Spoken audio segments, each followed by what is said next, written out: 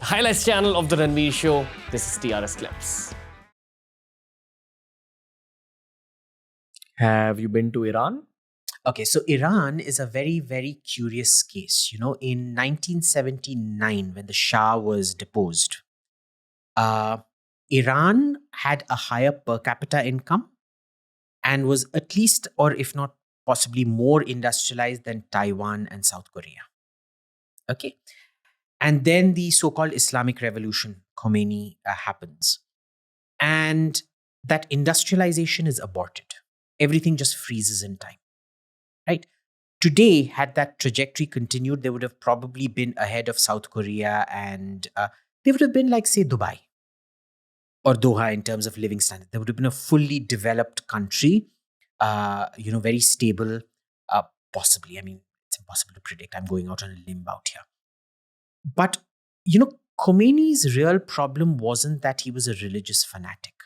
His real problem was he alienated every single person around him. He alienated the Saudis, he alienated the Americans, he alienated the Emiratis, he alienated the Iraqis, he alienated the Russians. In the end, he was left with absolutely no friends.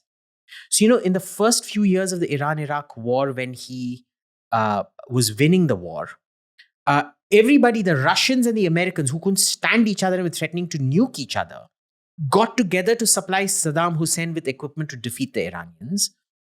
And towards the end, Saddam Hussein was on the verge of crushing the Iranians when, Iran finally sued for peace. And there's that famous speech of Khomeini where he takes the poisoned chalice, so to say, and he says, "I'm going to drink from the poisoned chalice. Let this peace be on nobody except my head."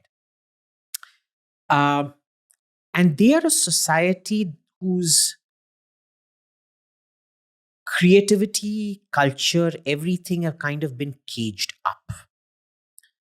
And it went from a very progressive society to they're still a very open society, incidentally. So don't believe all this, what you see in Tehran. And do you watch Tehran on Apple TV? No. Okay. But if you watch these stories about, how Iran is, it's certainly not the Iran that I know ever since I've been visiting Iran, right? But you can see there's a lot of, I wouldn't say fear, but they want to talk about everything except politics. They don't want to have a political conversation at all. There are lots of power factions because, absolute power corrupts absolutely. So the ruling party, the Iranian Revolutionary Guard, the mullahs and everything, they're so corrupt. There isn't a single mullah's son or grandson who isn't driving around in Ferraris or Lamborghinis and things like that. And because it was under sanctions for so long, what sanctions do is they create a black market. And that entire black market is controlled by the powerful people out there. You mean in the long term? So another country will say, listen, we're not going to trade with you when it comes to this commodity. Correct. Therefore, it leads to some rise of that commodity within that country. Which gets controlled by one faction within the government. Right. Mafia. Essentially, right? There's a criminalization of government. And like you said, with all rich people, they've got their pads in Dubai and things like that. But what I did not expect was for the sudden Saudi-Iranian rapprochement to happen that has happened last month. And especially, I know why China was involved in it. It's not like the Chinese negotiated the Saudi-Iranian. Give context here. Oh, sorry. Okay, yeah. So I actually thought that, ever since Israel, Saudi Arabia, and the Emiratis kissed and made up, it created this sort of triangle of iron where they're all equally focused on containing or defeating Iran. Because, like I said, Ayatollah Khomeini went out of his way to make enemies with everybody, unnecessarily. And now, I guess what's happened is that the Saudis and, to a lesser extent, the Israelis, they're still quite worried about it. But the Emiratis find that the Biden administration is so insufferable that they'd actually rather make friends with the Iranians than follow the diktats of Biden. It shouldn't have come as a surprise. I probably overestimated the bitterness that existed between the Saudis and the Iranians. And the deal was negotiated by the Chinese. Well, it wasn't negotiated by the Chinese. Apparently, MBS just got the Chinese there to spite the Americans and say, I can do without you. And if you're not going to play by our rules, we can get the Chinese in. So it was kind of a threat to the Americans. The Israelis, very surprisingly, for them, Iran is enemy number one. And I'm not seeing panic in Israel. In my private conversations with my Israeli friends, they're like, let's see. They're non-committal. They think MBS might be able to achieve something more substantial than Biden could. Break down this achievement according to yourself. So the achievement... Okay, so American achievement is Israeli-Saudi failure. What the Americans consider their 100 on 100 is for Israel and Saudi Arabia 0 on 100. And I'll give you the history of this. So Obama negotiated the Iran nuclear deal.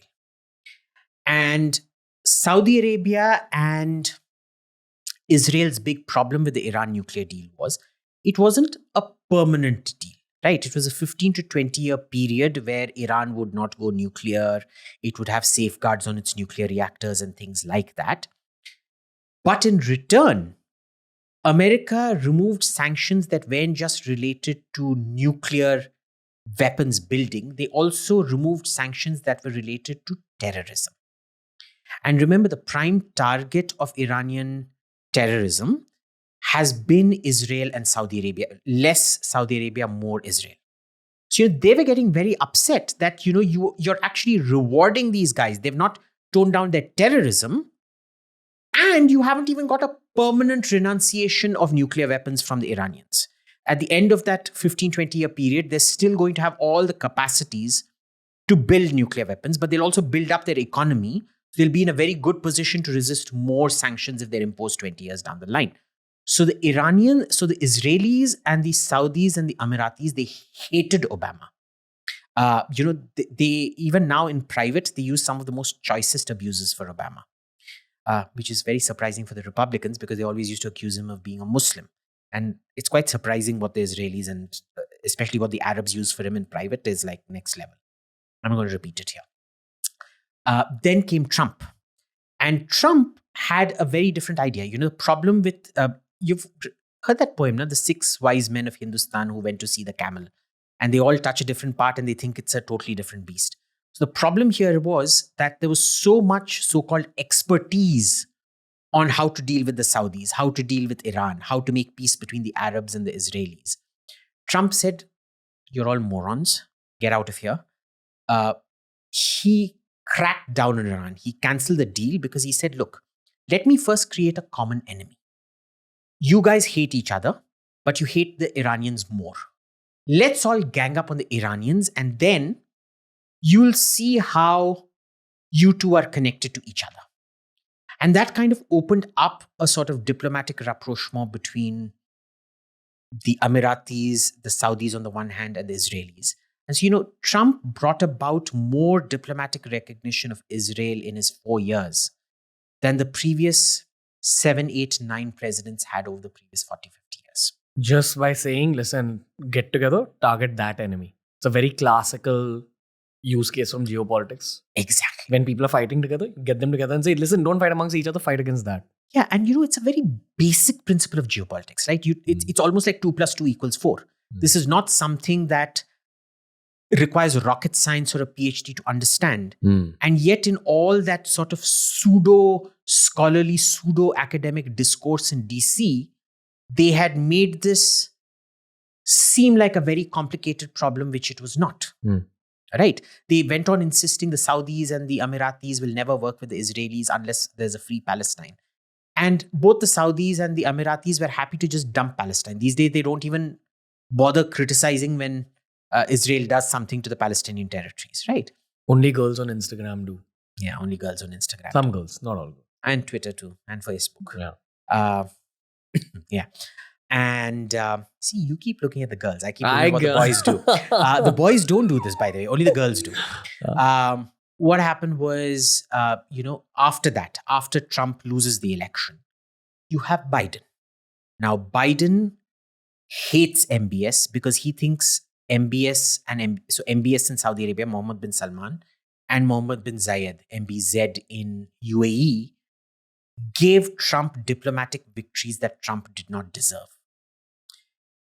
That they supported Trump, that Trump's Iran policy, and therefore, because remember, Biden was vice president under Obama, he had a lot to do with the Iran nuclear deal, and that they torpedoed his legacy. Plus, there was the killing of Jamal Khashoggi, so which is more of it's the excuse. It's not the real reason Biden doesn't like the Emiratis and the Saudis. The Democrats in general don't like the Emiratis and the Saudis. They started poisoning the relationship with the Arabs, with their old allies, which, you don't do. But this is how bad DC has become these days. And they went on talking about how can we get the Iran nuclear deal back on track. Completely ignoring what the Israelis wanted, completely ignoring what the Saudis wanted, completely ignoring what the Emiratis wanted. And, a lot of the coming together of the Emiratis, Saudis, and Israel also had to do with the fear of Trump. Because they never knew. Remember, when Trump was getting elected in 2016, he used to say the nastiest things about the Saudis and the Emiratis. He used to call them all terrorists and this and that. But when he came to power, he became their best friend. So a lot of it was, Trump is unpredictable. Let's latch on to Israel. Israel knows how to work Washington, DC, the corridors of power in Washington, DC. Let's latch on to that. There's many things that brought those countries together, right? Now, Biden hates Netanyahu equally as he hates Mohammed bin Salman and to a lesser extent Mohammed bin Zayed. And the feeling is mutual. They hate him right back. Biden tried to change the government in Israel. There was active political interference in Israel, which then brought another prime minister. Now, of course, Netanyahu's back after the election. So they share a mutual hatred of Biden now. They share a mutual hatred of the Democrats now, largely, because this is how the Democratic Party thinks. And it just became what brought them together in reverse. Instead of Iran being the big enemy, America is the enemy, which they're not going to call the enemy, but they've all decided that not America, Biden and the Democrats are like Lord Voldemort, he who cannot be named. They refer to Biden as he who cannot. It's like that cool kid in college who suddenly becomes uncool at some point when people realize he's an asshole. Exactly. Yeah. Okay. That's what's happening. That's what's happening. Iran specifically, on a micro level, what's happening? Huge economic problems. Okay. Huge social problems, because what's happened is Iran has a chronic drug problem. I have never seen drugs being consumed the way they are in Tehran and Isfahan. Just hash or like? No, all kinds of crap. I mean, I didn't even bother asking what the hell some of that stuff was, but it seemed like chemical. I think it was crystal. I mean, I don't know what the hell this is, because my only time I've seen crystal has been on Breaking Bad. So I don't know if that is actually what crystal looks like, but hardcore drugs and partying and all of that. Almost an aimless life amongst the elites. Because what happened was, during Khomeini's time, he asked them to produce lots of kids to feed the war. So they had a huge population explosion, lots of young people, but no jobs, because he alienated everybody. So who's going to invest in Iran? No jobs, lots of young people. They get more and more restive. They're completely disillusioned with the political system, because, in CNN, BBC, or Indian news, which copies what CNN, because they don't actually have correspondents in Tehran, they'll tell you, oh, this guy's a reformist president, and that guy's a conservative president. Khatami was a reformist. Ahmadinejad was a regressive obscurantist dick. Not true. As far as the Iranians are concerned, these are both same sides, two sides of the same coin. Because, Khatami, who was the reformist democratic president, was one of the worst executioners of Khomeini when Khomeini was in power. My first memory of Tehran, which was in 85, 86, I forget when now, but somewhere in the mid 80s, was when you came out of the old airport. It was the first roundabout outside the airport. 3 people hanging from a crane. Yeah. And, they don't do it the nice way we Indians do, which is, you allow the guy to drop and so the neck snaps and the death is instantaneous. You're dead even before your brain has time to process it. They do the slow hanging method, which is they tie you to the crane and then they lift the crane up. So you're slowly choking to death. Nasty. I suspect, I didn't see it happen, but I was like, oh my God, that's the first body I've seen. Bodies that I've seen. How does it feel seeing bodies like that? There was a novelty value, I guess, to it. I was very young then. I don't know how I felt except, I know I was shocked, but I don't remember the exact. It still stayed with me. So it was clearly quite impactful. I just don't know how it impacted me at that point of time. It was, Khatami wasn't a nice man.